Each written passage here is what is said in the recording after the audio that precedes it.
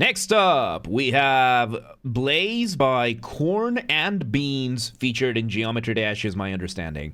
Once again, everybody, this is a Basterd's LFA, a layman-friendly analysis. I'm a professionally trained musician and composer, and my objective here is to explain things in a way so that you don't have to be one to understand what is happening here, musically. So, if you like the sound of that, make sure you're following the channel, subscribe to the channel, whatever term you want to use, like the video, share the video, leave a comment, turn on notifications, become a member. Once again, everybody, what happens if we reach 10,000 before Christmas? The gaming channel. How to request songs if you're not on the live stream. Artists, let's collaborate. I have a spiel for this and a bunch of other things at the end of the video, so stick around for that. Disclaimers showing on your screen right now, so go ahead and pause the video if you want to read them in full. Otherwise, please be patient with me. I am acoustic and guitared, so please keep that in mind. So with that said, oh yeah, we need a town. We need a town. We have a town. Hang on, we have a town. We have a town. You played there we yourself. go. All right, there we go. So with that said, let's go ahead and do this. Blaze. Let's go.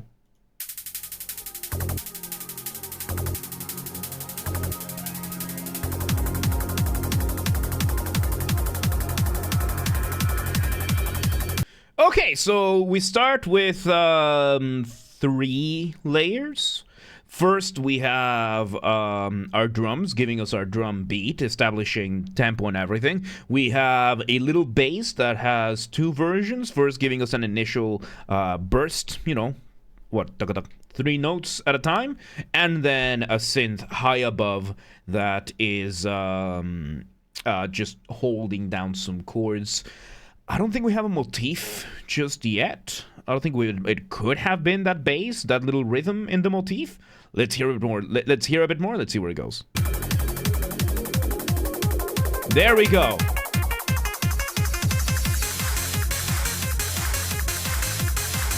Ooh. And there we go. We bring in a synth giving us our initial motif. Motif being the smallest version of your musical idea, the seed, the essence from which everything else comes from, with some arpeggios. Arpeggios. Very fast paced, very lovely. So arpeggio is when you play a chord 1 note at a time. So in this case, we're doing some downwards arpeggios with a little bit of what is called voice leading, right? So let's say, for example, this is a C major chord, and this is an upward going arpeggio, and here it is going downwards, right? So something we are doing here is that we're doing a downward arpeggio with what is called voice leading. So voice leading is a way of still doing arpeggios as a joke. Arpeggios are not a joke. They're a very useful way of making melodies. Okay, voice leading is a very cool way of moving around chords more efficiently. So let's bring out the key of C major for this, right? C major, of course, white keys of the keyboard starting on C. We have this going on, so let me write them down. So C, D, E, F, G, A, B, with then the C being the 8th note or the octave, and it just starts over, right? So C, D, E, F, G, A, and B over to C. So when it comes to chords, you are going to be doing what is called a chord progression, which is whatever order you are doing. Usually these are done in Roman numerals because on principle, every major scale will have the same relative type of chords. So for example, the first chord is going to be a major chord, second and third chords are going to be minor, fourth and fifth chords are going to be major, sixth chord is going to be minor, and seventh chord is going to be diminished. This is going to apply to every single natural major scale out there. So in order for us to analyze on principle, we end up using Roman numerals. There's 2 schools of thought here. There's the classical school of thought, and then there's the jazz school of thought, that bring different variations on how to see the Roman numerals. We're not going to get into too much detail right now. I use the classical, the classical school of thought, which is just if it's a major chord, we use a uppercase Roman numeral. If it's a minor chord, we just use a lowercase Roman numeral. So the I think, yeah. So the progression that we often see, one of the easiest ones to make, is called the 1 6 2 5, and these are because of each number in this scale.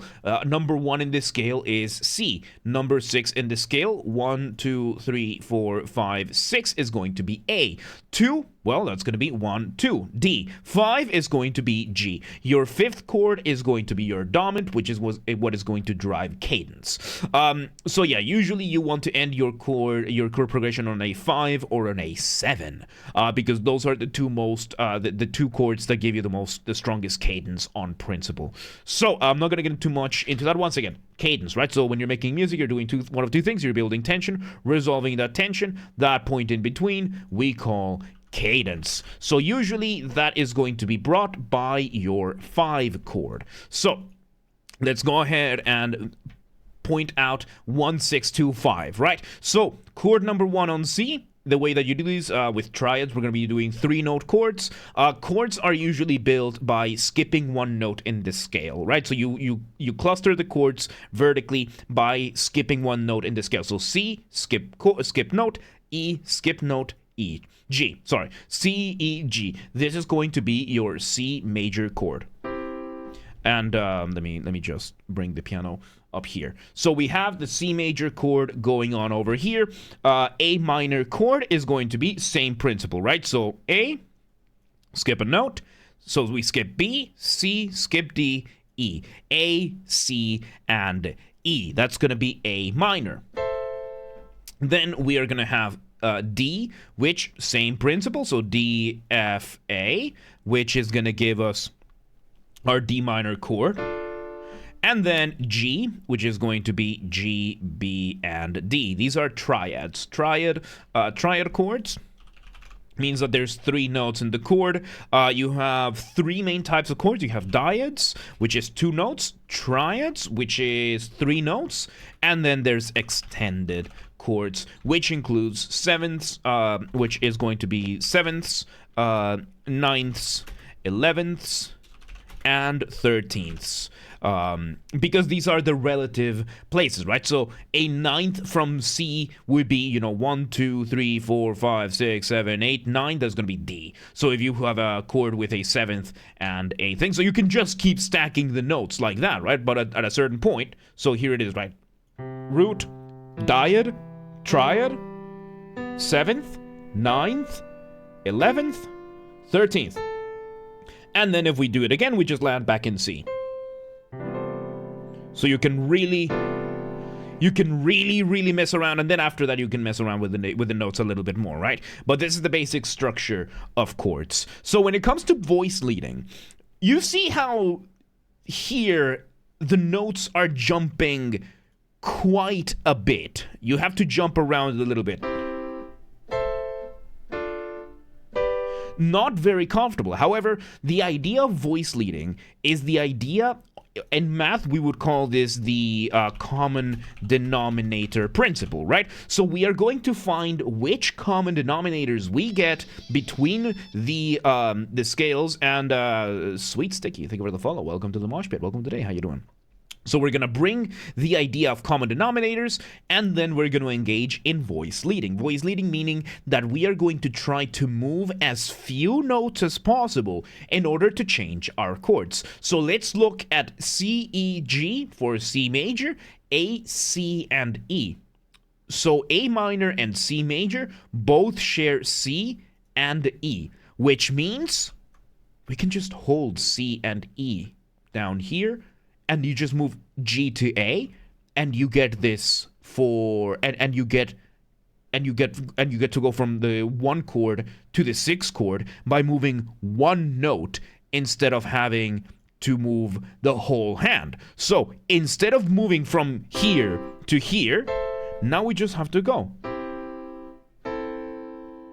And we've made it. So that is the idea of voice leading, and we do the same thing, right? So A, C, and E, then we have D, F, and A. So the common denominator is A, but we can just move C to D and E to F. So now, And then same deal once again from a D to G. So we have G, B, and D. So we already have D down here, so we just bring it down an octave. We bring it down here. Oh, sorry. We bring it down here, so we get rid of this one. And then we can bring, we just bring F to G, A to B, and now we have our chord progression that used to sound like this to now sounding like this. And then you can just... And the way we are doing this right now with this melody, this does tie back to the melody, is that we are using this principle of voice leading to bring the melody.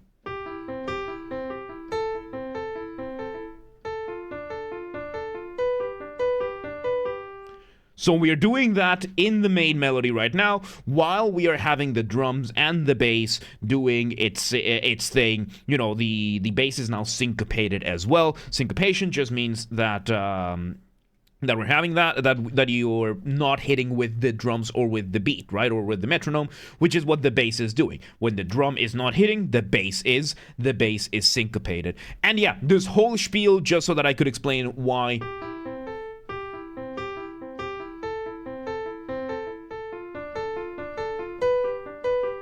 So we're doing something along those lines with this melody while it is doing its thing. And the bass is syncopated. All of this happening at a pretty high pace.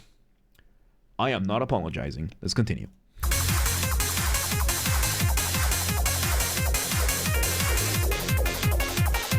And then we speed up, like at the end of that loop, it speeds up, building up, and...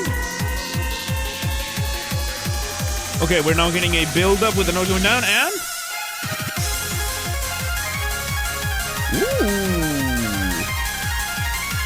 Ooh. Okay, so we have a brief moment of, you know, what is called the hook, or what I like to call going off a ramp, and we now bring a sped-up version of these chords, and we're just opening them up a lot more. So first off, we were doing what are called closed chords. A closed chord, there's closed chords and then there's open chords. A closed chord is when all the notes are played within one octave. So if you remember the scale we just made, C, D, E, F, G, A, B, and C, and we have this. An octave is just whichever note up until its immediate repetition, right? So between C and C is one octave, between C and C is one octave. Like, theoretically, it sounds a little bit silly, but between C and C is one octave. A closed chord is when you play a chord where all the notes are within that octave. So all of these chords are closed chords, even this one where I am playing the high C. However, if you then open up the chords and you decide to say, okay, but the piano has more than one octave, why would I just stay within the octave? Then you bring in an open chord, and we can actually now have, right?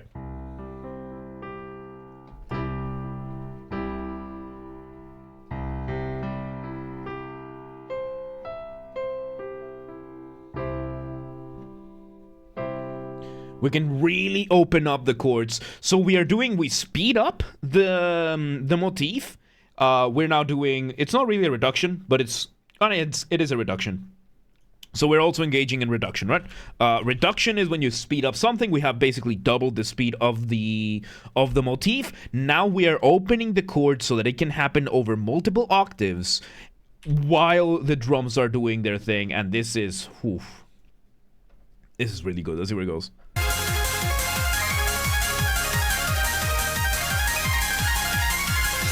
So yeah, on principle, we're still getting the same motif. Oh, and the other synth, the synth that is playing the block chords, is playing the chords that the melody is going super fast, or doing the super fast arpeggios, doing the motif, while the other synth is just playing the closed version of the chords, keeping everything pretty consistent. This is really cool. Let's see where it goes.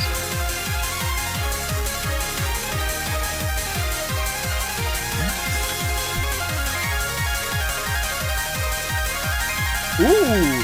And now we add a second layer of the motif doing what is called a more informally we know as harmonization, which is just counterpoint parallel motion. Counterpoint, of course, being the study of melodies, how they are, how they develop, how they interact with one another, usually under the context of two or more melodies happening at the same time. In this case, parallel motion is when you have two melodies that are doing the same overall thing, just from different starting points. And in this case, we are harmonizing our melody, right? So what we are going to do is we're going to have two notes, basically two melodies from two starting points. In this case, we're just doing arpeggios, right? So we would just be bringing in the same.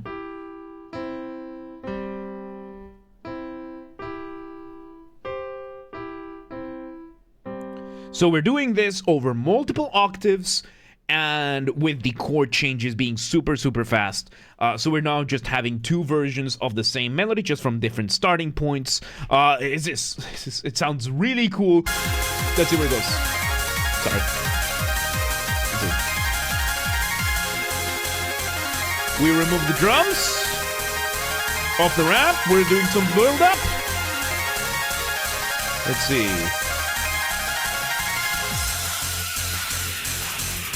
We bring back just the drum and the bass, the hi-hat and the bass. There we go. We bring back the drums with the ambient synth in the back.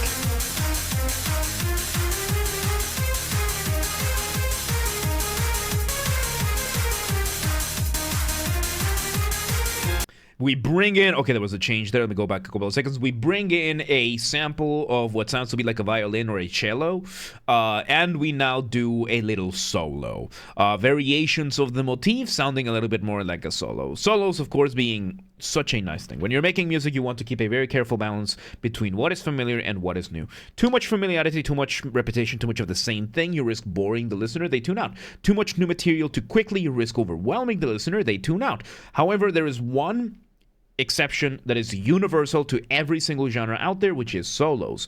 You bring in a solo in any genre, as long as it sounds cool enough and if it's enough, you can get away with whatever you want. In this case, we bring back the drums that we had before. We bring the cello doing doing a solo version of this, which could be our new version of the melody, because it's a slight variation. It's a variation on the motifs.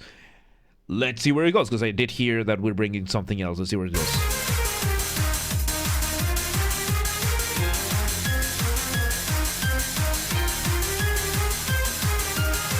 Okay, we bring in a piano.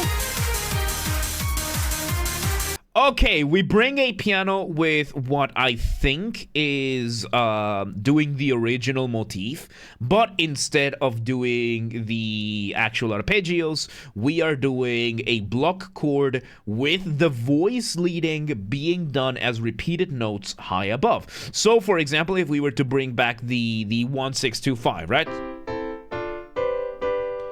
So what we would have in the melody, in the highest note, we're doing this without the arpeggios, so now we would be doing something like this.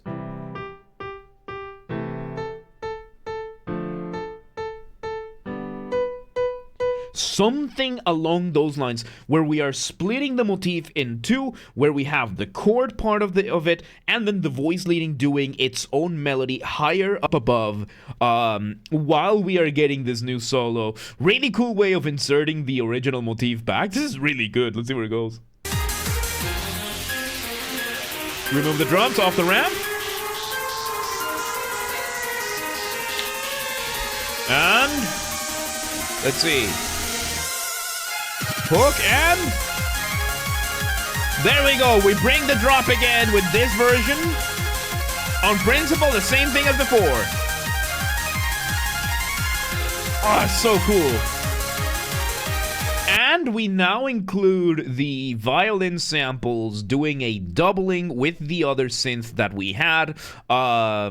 Or I think it might have been there the first time around even. Doubling being when you have more than one instrument doing the same thing at the same time. Before we had that one synth, now we're having this. This is really cool. Too many of the Rams moments get annoying. It can. It is a risk that you take whenever you do that too much. Like, there is such a thing as too much of a good thing in music, and it is very easy to overdo anything. In this case, this is the second drop we've had. We had plenty of material, and most importantly, the whole idea of music is that you want tension, resolution, tension, resolution, tension, resolution, and you want to keep that breathing pattern. You want your music to be able to breathe like this relative to whatever genre you are in, right? So it's not so much if you overdo things, but if you overdo things in the wrong way. Because if you have too much build-up without resolution, then you end up with a broken bit that then you have to resolve, and you might have an inconsistent shape going on. However, if you have build-up, drop, build-up, drop, and you take your time, you allow the piece to breathe, you end up with the natural, breathing and motion of your piece. And yes, you can mess with this structure as well. It's just that you need to be able to pull it off. Like, you can absolutely do the difference. In general, you want this kind of thing. You need a certain amount of balance in your music. Yes, you do need a certain amount of balance, and if the point of your music is to break that balance, you need to know what you're doing, and you need to be able to pull it off.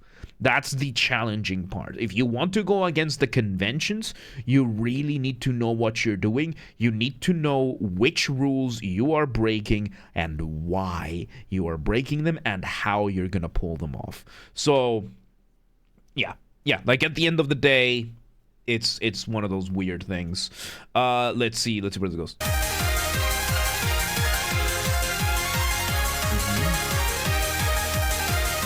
Random Human, welcome today. How you doing? There we go, harmonized version of melody. So this is a repeat of what we did before. Very nice. All right. Very nice, off the ramp. We're in outro territory. How are you gonna end this?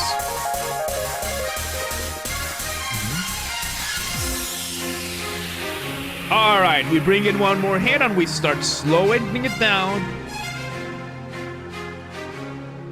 Arrangement of that. How are you gonna end this?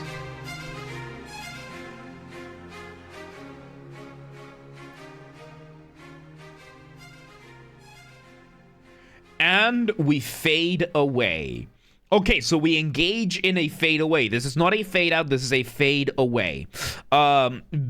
Slight difference. So there are fade outs, and then there's fade aways. A fade out is when your piece fades, when the volume goes down, while the piece is incomplete, is inconclusive. So a fade out would be this.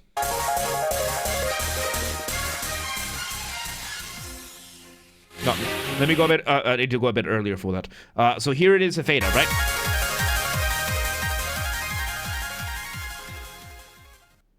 That is a fade out, where you can tell the piece has not ended. The music is not over, but it is now being turned down the volume. In this case, we have a remnant of the music which is being faded out. I still don't like it as much, but I am more willing to accept a fade away than a fade out. So, I have no way of shipping things as of this point. Yeah, I have no. So yeah, it is a fade. This was a fade away. This is a fade away rather than a fade out. A fade out means that you didn't finish the music. A fade away means that you did, but you left a little remnant there that then you fade out instead of just letting it look like it had points where it could have just ended. But I guess that was a creative choice by Corn and Beans. Yeah, whatever.